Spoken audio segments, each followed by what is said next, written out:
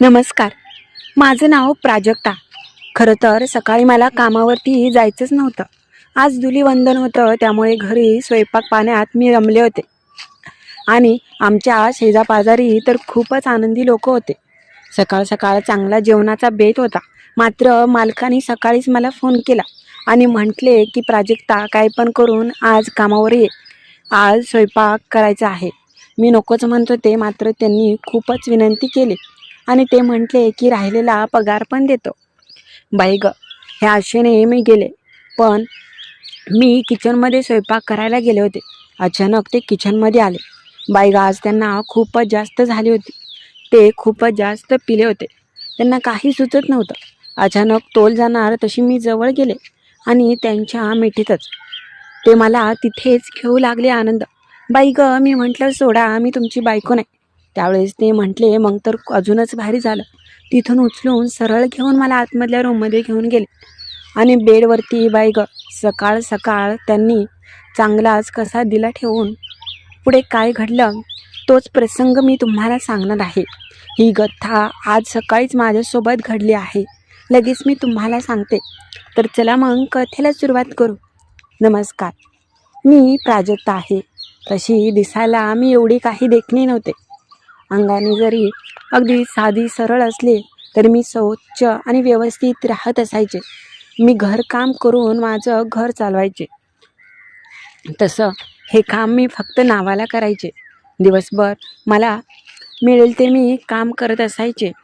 एक दिवशी झालं असं, एक साहेब होते आणि त्यांचं नाव विजय होतं. तसे माझ्या ते नातेवाईकातले नव्हते. मात्र गेले 2 ते 3 महिने मी त्यांच्या घरी काम करायचे. ते एकटेच सिंगलच राहायचे. त्यांची बायको गावी असायची. कधीतरी 1-2 दिवसासाठी ती इथे यायची. पण कुटुंब घेऊन शहरात राहणं परवडत नसायचं, म्हणून ते बायकोला काही इकडे आणत नसायचे. त्यांची बायको त्यांच्या गावीच असायची. मी रोज त्यांच्या घरी सकाळचं किंवा संध्याकाळी स्वयंपाक बनवण्यासाठी जात असायचे. सकाळी त्यांना डबा लागायचा. कधीकधी ऑफिसमध्ये एक टाईमचं जेवण असायचं, त्यामुळे कधीकधी सकाळी ते मला जेवणासाठी बोलवायचे नाही. एक दिवशी झालं असं, मी घरी येणार होते. त्याच वेळेस ते मला सोडायला घरी आले, माझ्या घरापर्यंत. त्यांनी माझं घर पाहिलं. मी अगदी पत्र्याचं एक शेड होतं, त्याच्यामध्ये राहायचे. त्यांना खूपच वाईट वाटलं माझी परिस्थिती पाहून. तेव्हापासून ते मला खूपच आपुलकीने बोलायचे.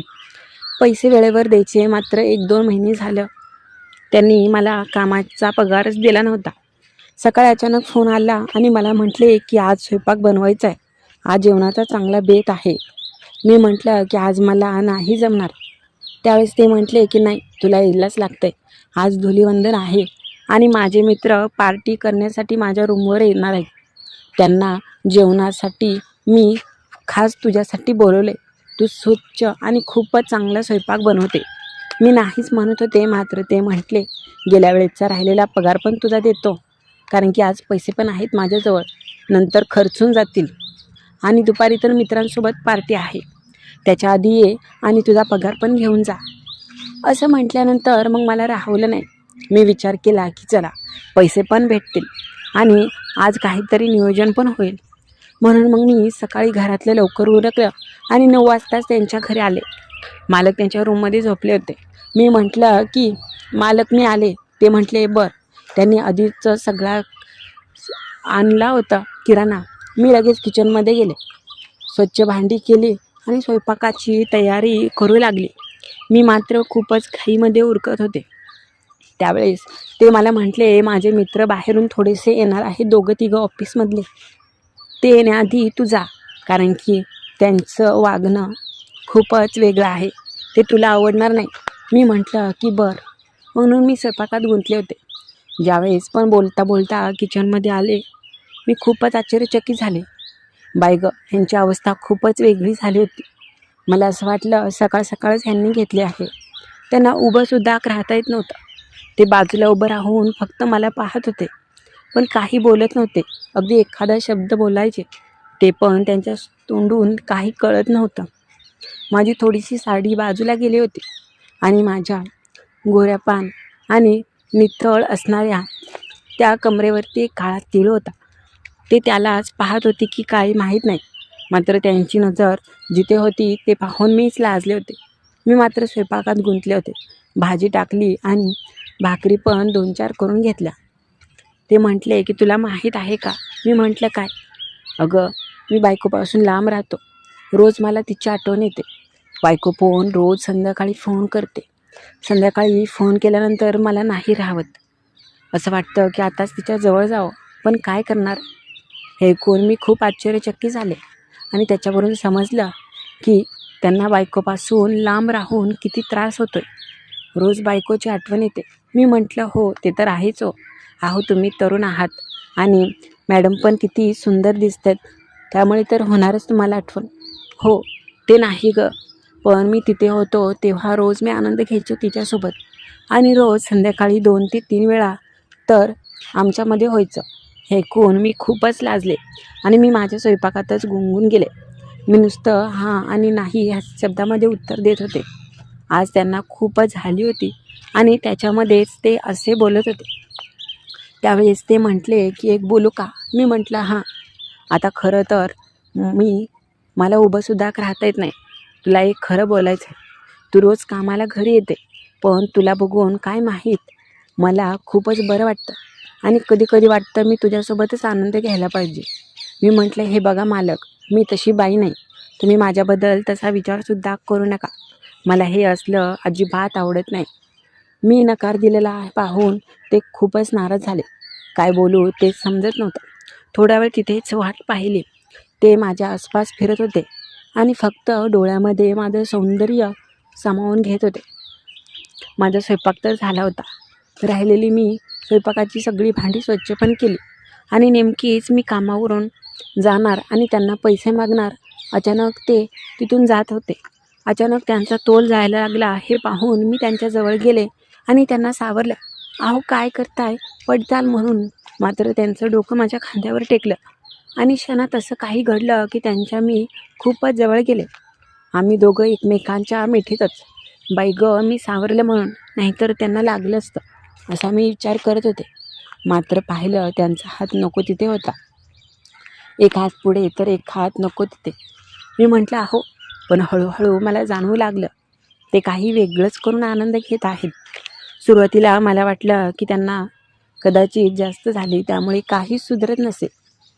पण मी चुकले होते. मला आता समजलं होतं की काय घडत आहे ते. त्यावेळेस मी म्हटलं की जाऊ द्या साहेब, मला उशीर होतोय. मी काही तुमची बायको नाही. त्यावेळेस ते म्हटले की असं नको बोलू. मी तुला तर त्याच नजरेतून पाहतोय आता. खरंच तिच्यानंतर मला कोणी आवडले असेल तर तू. माझी एकच इच्छा पूर्ण कर. मी तुला काहीच कमतरता पडून देणार नाही आणि भरभरून आनंद देईन. मी म्हटलं की नको. मी तुम्हाला आधी पण बोलले, मला असलं अजिबात आवडत नाही. अगं हो, ते मान्य आहे, पण माझा विचार कर ना. मी म्हटलं काय? त्यावेळेस ते म्हटले की प्लीज मला एकदा आनंद दे. बघ मी तुला कसलं सुख देतो. मी म्हटलं नाही हो, सोडा. ते म्हटले की पैसे तुला पगाराचे पाहिजेत ना, ते जाऊ दे, पुढच्या पगाराचे पण देतो. मी लाजले होते. मात्र क्षणात मी खूपच जवळ गेले होते. आता मला पण राहवत नव्हतं, कारण की ते पण काही कमी नव्हते. चांगल्या तरुणाला फिके पडतील असंच त्यांची शरीर रचना होती. मी पण आता साथ देऊ लागले. अलगद त्यांनी माझ्याकडे केलं आणि अलगद घेऊन मला आतमधल्या बेडवर घेऊन गेले, जिथे मी कधी जात नसायचे. तिथे मात्र आमचं दोघांचं चांगलं जमलं. कधी ओठांमध्ये ओठ गेले आणि सुंदर क्षणाचे अनुभव मिळावू लागले समजलंच नाही.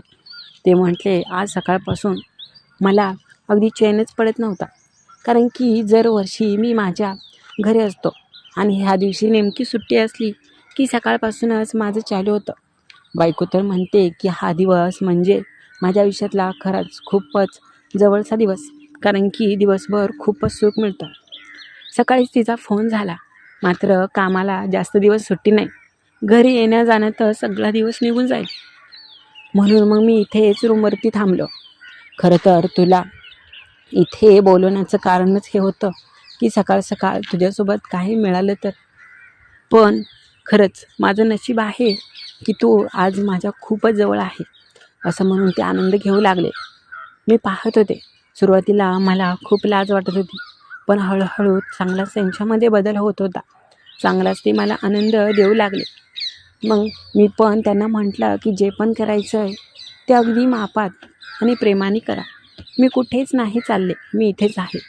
ते म्हटले की हो, ते तर आहेच. मग काय, मी त्यांना आता पूर्ण मुभा दिली आणि आनंद घेऊन दिला. त्या दिवशी सकाळ सकाळ आज त्यांनी मला एवढं प्रेम केलं की जितकं गेल्या काही वर्षात मला भेटलंसुद्धा नव्हतं. वेगवेगळ्या पद्धती सकाळ सकाळ असा आनंद घ्यायला वेगळंच आनंद मिळतो. ते मला म्हटले की मित्र वगैरे कोणीसुद्धा येणार नाही, आपण दोघांनीच आज दिवसभर आनंद घेऊया. मात्र मी दुपारपर्यंत तिथे थांबले. म्हटलं की नंतर मला खूपच कंटाळा आला असं सांगून मी तिथून बाहेर आले. कारण की मला माहिती होतं आता दुपारनंतर ते तर चांगलेच वेगळ्याच मूडमध्ये असणार आणि दुपारनंतर माझं काही खरं नाही. सकाळपासून दुपारपर्यंतच 3 ते 4 वेळा झालं आणि मला मस्त वाटलं. आता माझं मन भरलं होतं, म्हणून मग मी लगेच आले. आज धुलवडीला तुमच्यासोबत असं घडलं आहे का कधी? मालकाने तर माझ्या आज सगळा दिवस खूपच सुखात घालवला आणि वरून मला पैसे पण चांगले पगाराचे दिले. ते म्हटले की रात्री ये, पण मी मात्र आता खूपच दमून थकून आले आहे. कारण की दुपारी सुंदर क्षणाचे चांगलाच आनंद मिळाला आहे मला. तर कशी वाटली कथा ते नक्की कळवा आणि नवीन असाल तर चॅनलला लाईक सबस्क्राईब करायला विसरू नका.